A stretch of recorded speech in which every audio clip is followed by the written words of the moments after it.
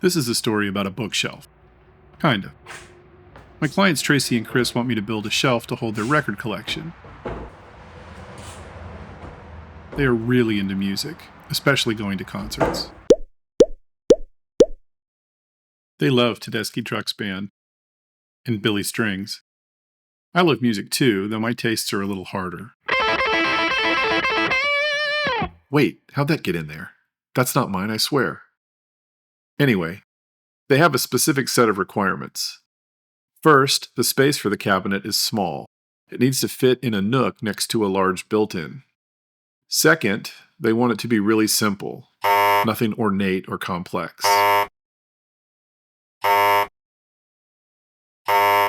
And third, they're planning to remodel their home in the near future, so they want to be able to move this somewhere else. So it needs to be able to blend in with other furniture styles. So I worked up a few designs to show them. They gravitated towards this one. It's a pretty standard mid-century modern angled bookcase. In fact, one of the first things I ever built was based on this design. But I thought I could make it more interesting, so I showed them this option.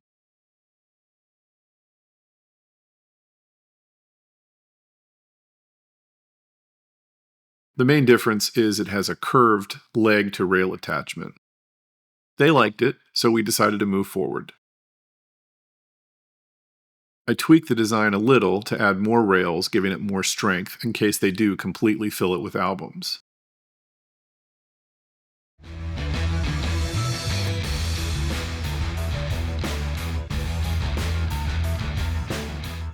The shelves are the simplest part of this build, so I decided to start there. I broke down a couple of boards into roughly sized parts and then milled them square.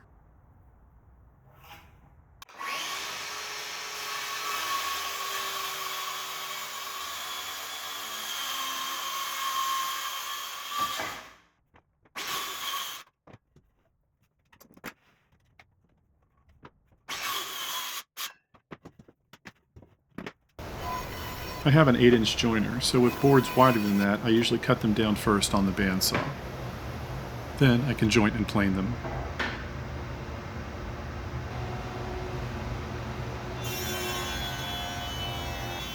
The shelves need to be 13 inches deep and 3/4 of an inch thick. You can't usually find boards that wide, so I'll have to glue 2 boards together to make each shelf. I could just start with 4/4 boards, which would save some steps, but the 4/4 boards at the lumberyard weren't great. So instead I'm using 8/4 boards and resawing them in half.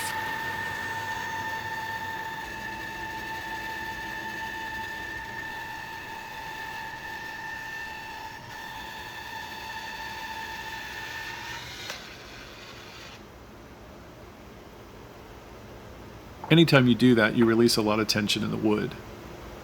As you can see, these boards bowed slightly.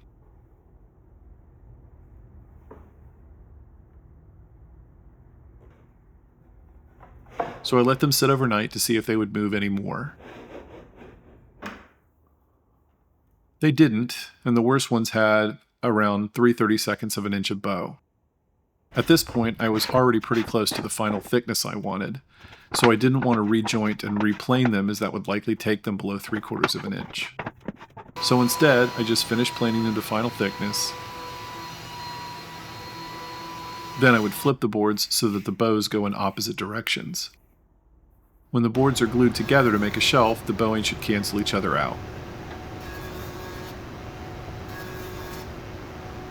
I used biscuits to help keep things aligned during the glue up.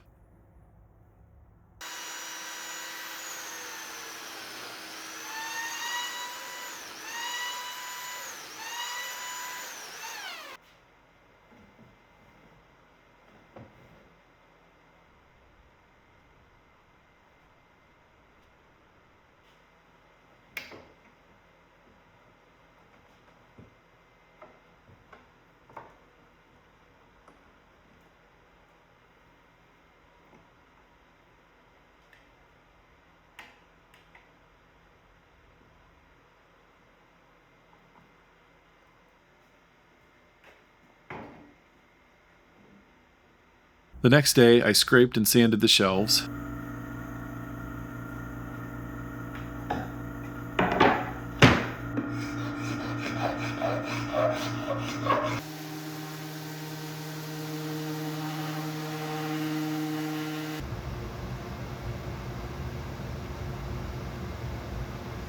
Then I cut them to final length.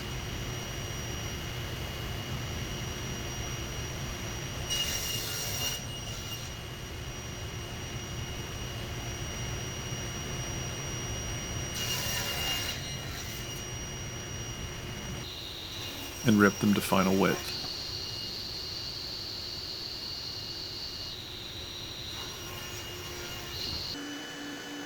And finally rounded over the edges.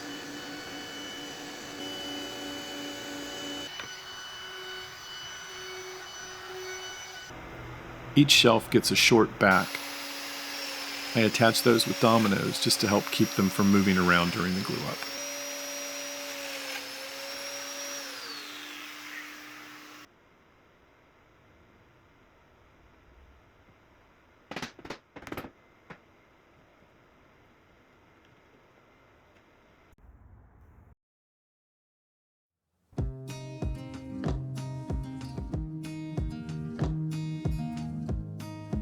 As I mentioned, one of the main design elements of this build is the curved attachment of the rails to the legs.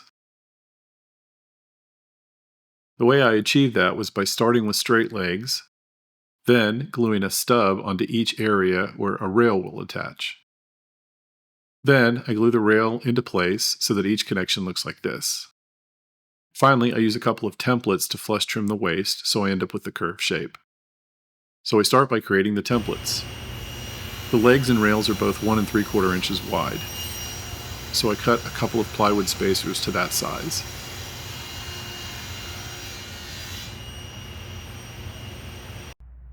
Then I set the miter gauge on my table saw to 3 degrees, which is the angle that the front leg tilts backwards.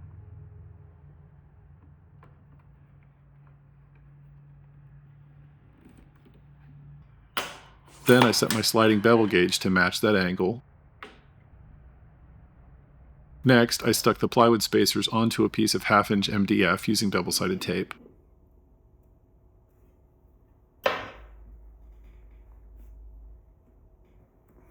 Setting the spacers so they have that 3-degree angle we set the bevel gauge to earlier.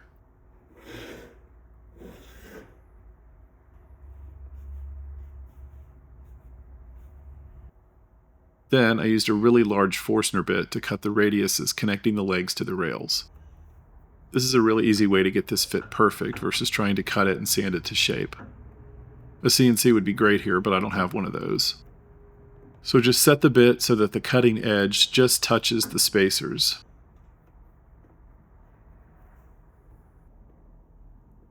Then drill the hole without going all the way through.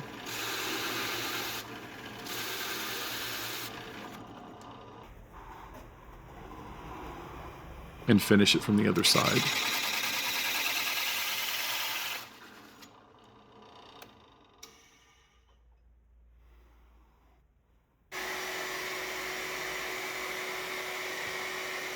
Then I used a pattern bit in the router to remove the waste from the MDF.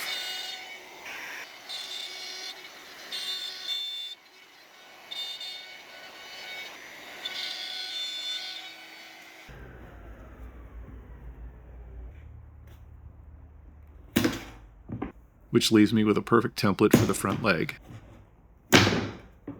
Well, it needed a little sanding. Then I did the same thing for the rear leg template.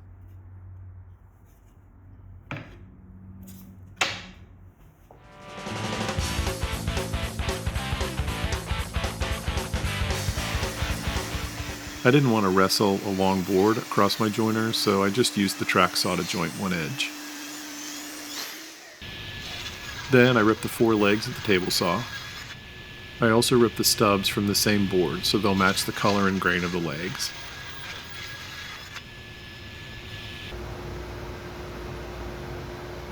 Then I planed everything to final thickness.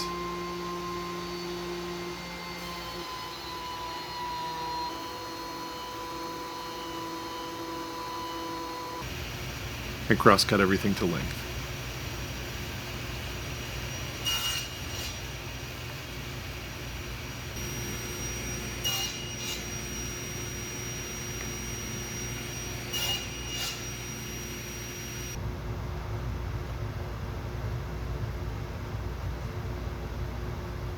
So the best way I've found to get the spacing right on legs like this is to create a clamping form using my workbench.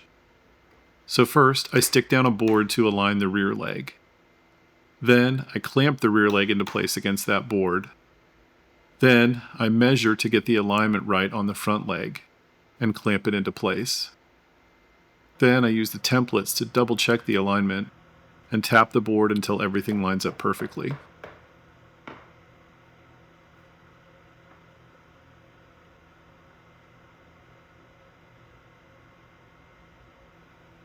And finally, I stick a board to the bench to lock the front leg into place. Now, I can remove the legs and put them back into place repeatedly.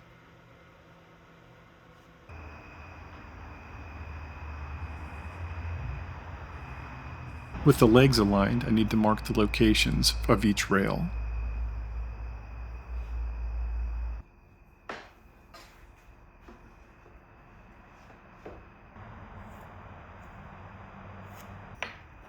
Then I go through all the stubs I cut earlier, picking the ones that match the grain direction on the legs as closely as possible.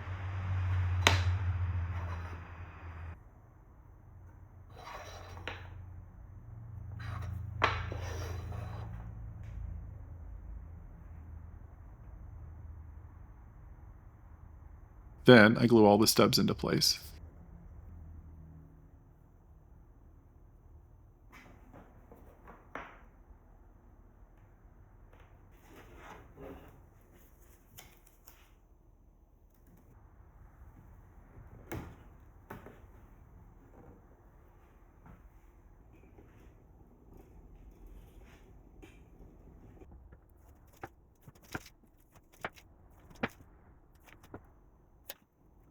The next day, I cut all the rails a little oversize.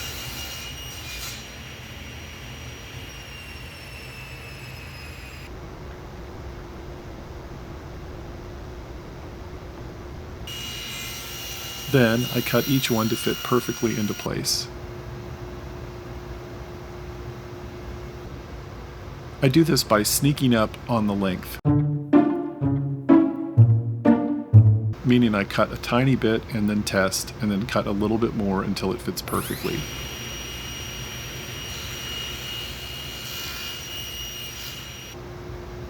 Secret here is not to hurry and to make tiny adjustments. Seriously, make really small adjustments, even though it takes more time.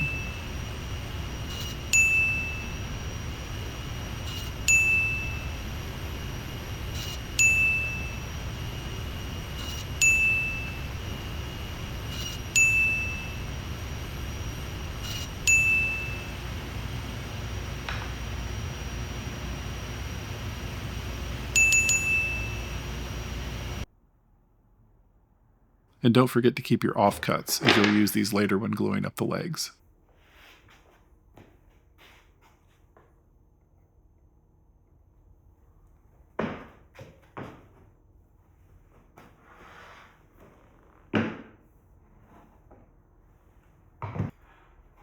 Next, I route the dominoes I'll use to connect the rails to the legs.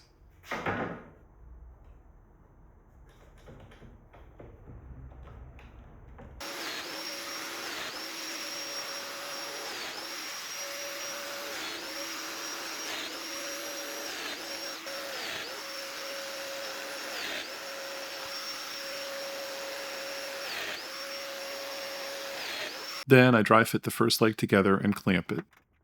No glue here.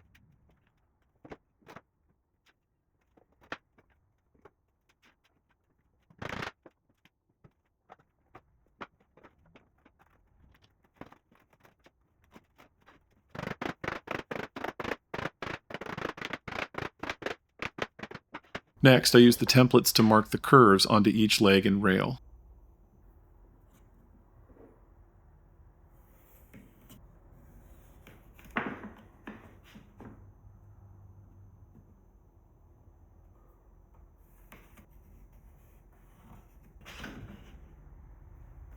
Then I take the leg apart so I can rough cut the curves.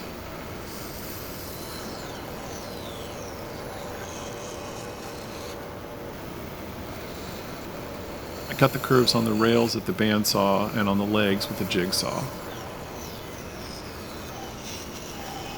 It was easier than trying to push a 7-foot leg over the bandsaw.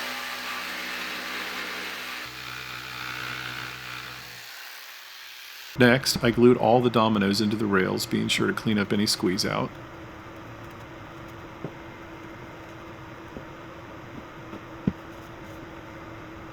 After the glue dried, I glued up the entire leg.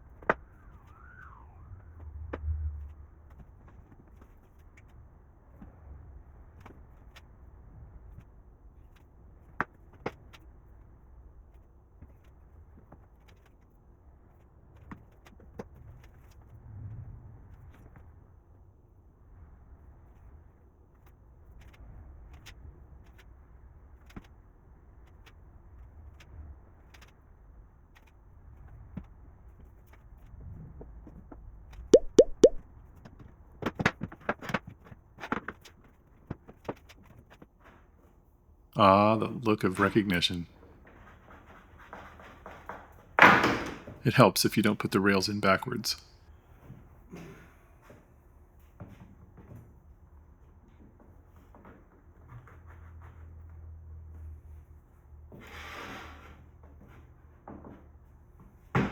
Crisis averted.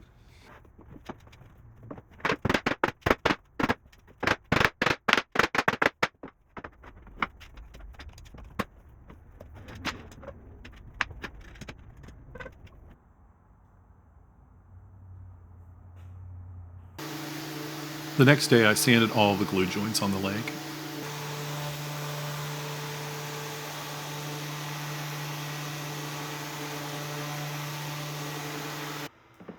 Then I used the templates and a pattern bit to route all the curves onto the leg.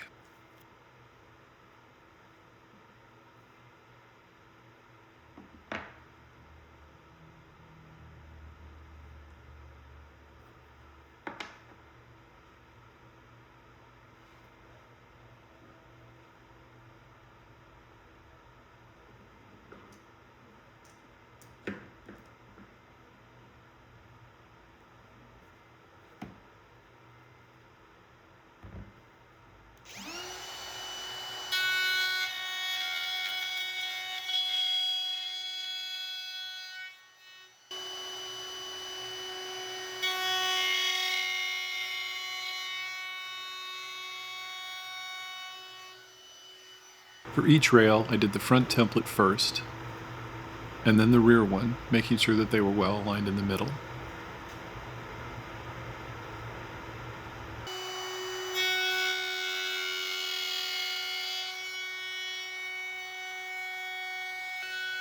This routes the pattern halfway through. So then I came back with a flush trim bit and routed the remaining waste from the other side.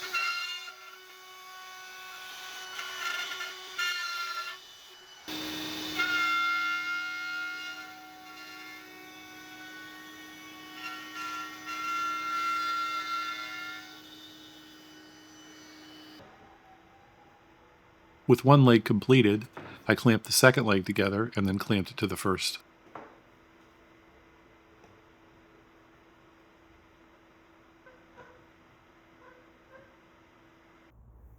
Then I marked the curves on the second leg.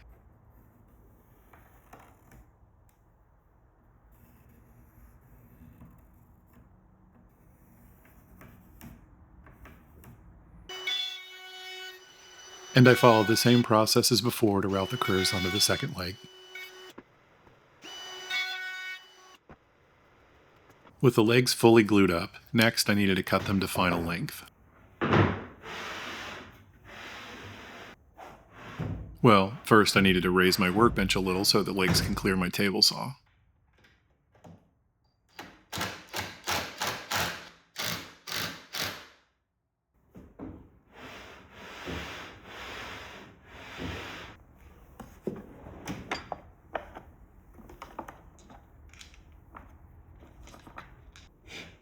Using the grid of precisely spaced holes in my bench, I used bench dogs to align the legs.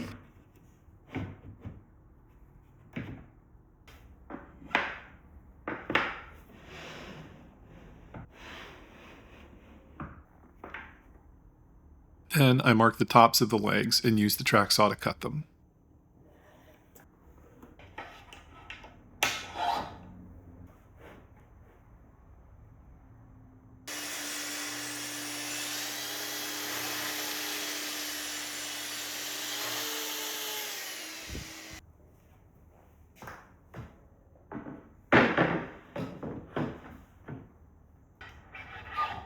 Then I did the same thing for the bottom of the legs.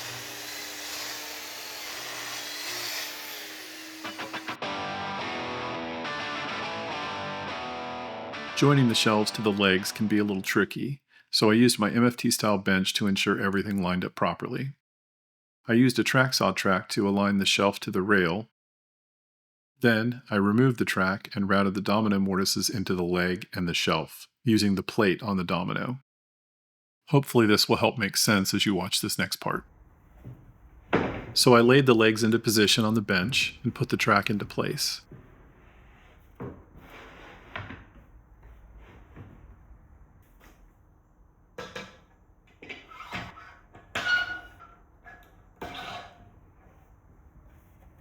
Then I measured up from the bottom of the rail to set its position. Next, I ensure the two legs are aligned top to bottom. Then I clamped them into place. Next, I laid the shelf into place, butting the side of it up against the track. Then I set the distance from the rear of the shelf to the rear of the leg. And then clamped the whole thing into place and removed the track.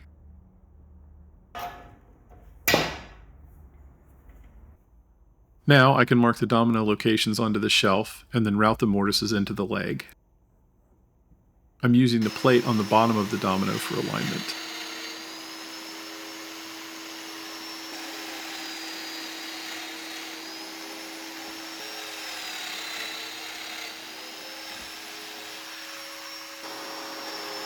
Then I remove the shelf and route the mortises into the side.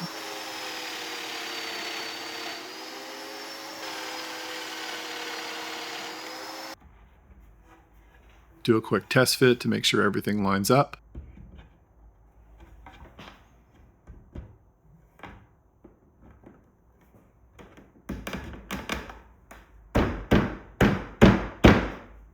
Then I put the track back into place, flip the shelf to the other leg, and repeat the whole process.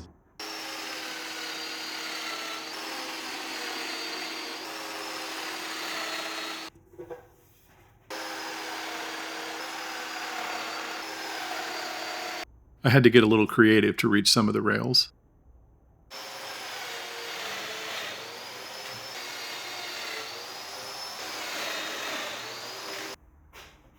For the bottom rail, I couldn't use the shelf like I did for the others since it didn't have enough leg to sit on. So I just used one of the plywood spacers I made earlier like a story stick.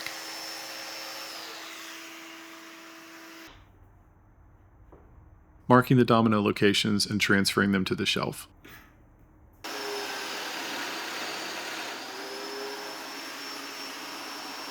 Finally, I installed the top rail, which connects the two legs at the top. I set it back from the rear edge the same as the shelves, then measured the distance to the center of the mortise, and routed the rail and the legs.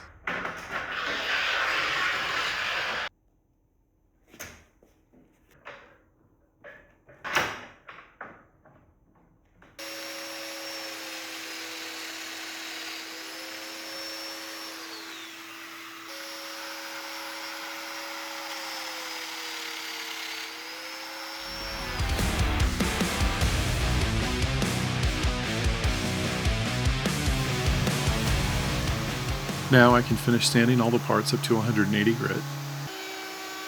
Then I added a 1/4 inch round over to the legs.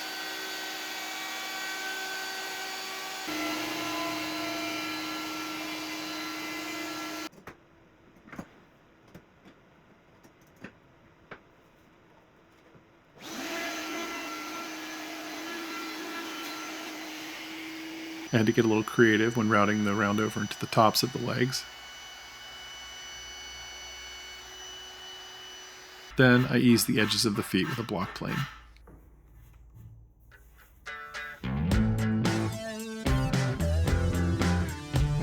Before applying the finish, I taped off all the areas that will get glued.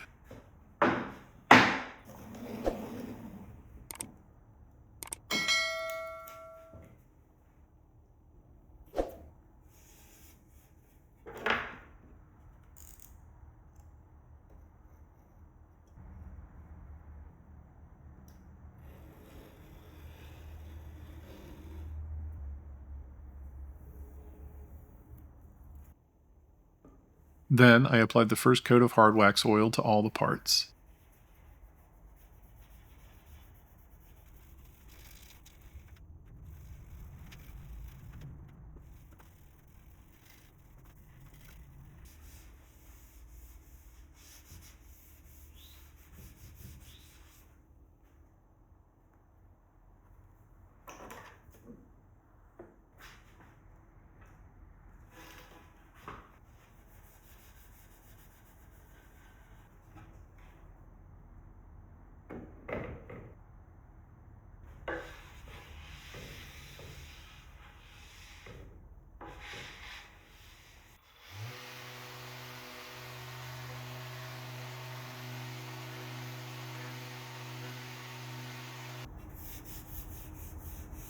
Before deciding whether or not to add a second coat to the pieces, give it a light sanding with a clean white pad.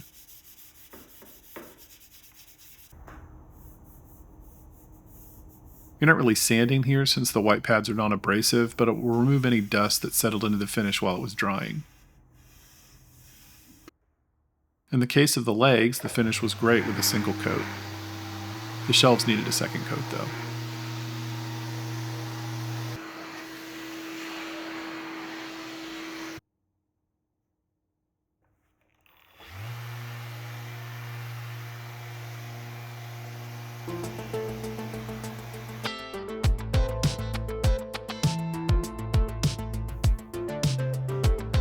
After the finish cured for a few days, I prepared for assembly by removing the blue tape.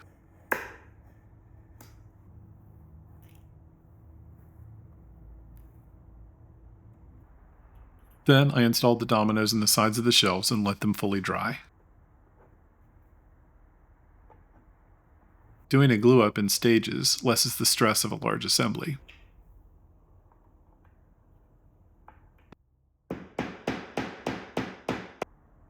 Next, I installed the shelves into one leg, clamping them into place to cure.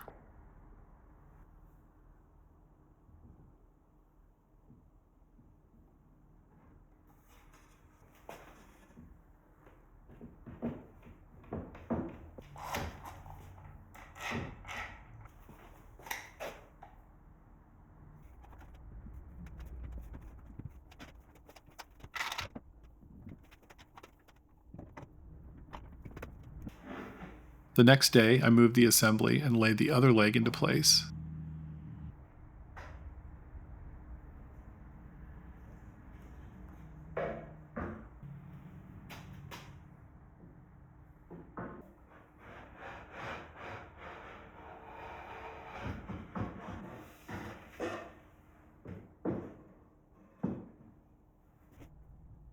This allows me to add glue to the mortises and not have it all run out because it's upside down. Then I placed the assembly on the leg and lined up all the dominoes.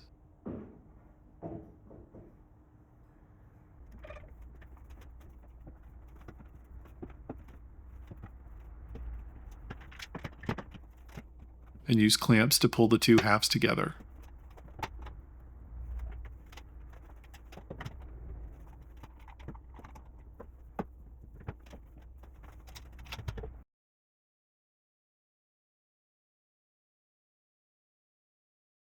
It was only then that I realized I hadn't put any finish on the sides of the shelves. It's not a big deal, as only a small part of the shelves can be seen. I'll fix it here in just a second.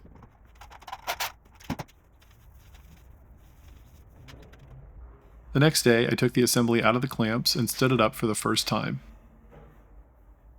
This thing is tall. I went ahead and added finish to the sides of the shelves.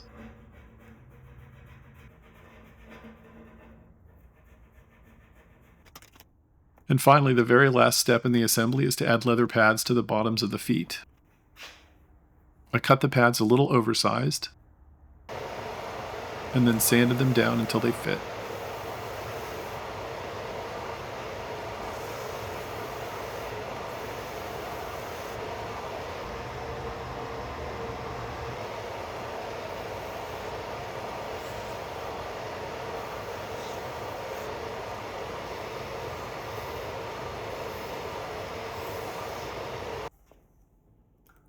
I used epoxy to attach the pads to the feet.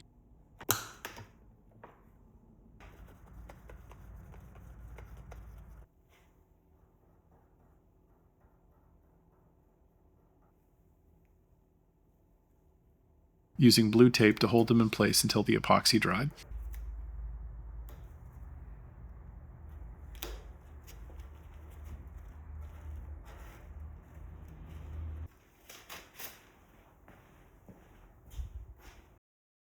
I took some shots of the finished shelf, but it looks really lonely with nothing on it.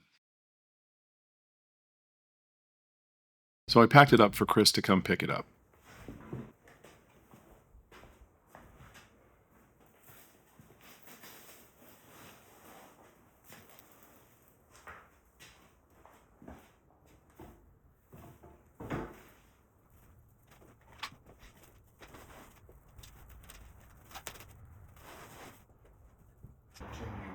Then we loaded it in his truck.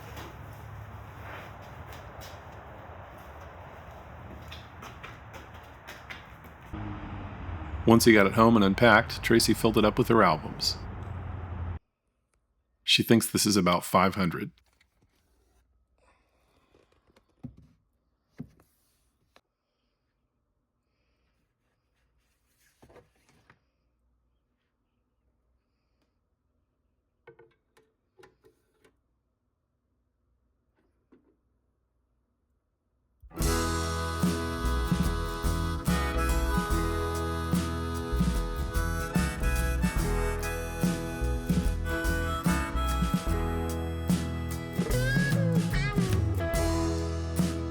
Winters are pretty gray here. It just rains for days.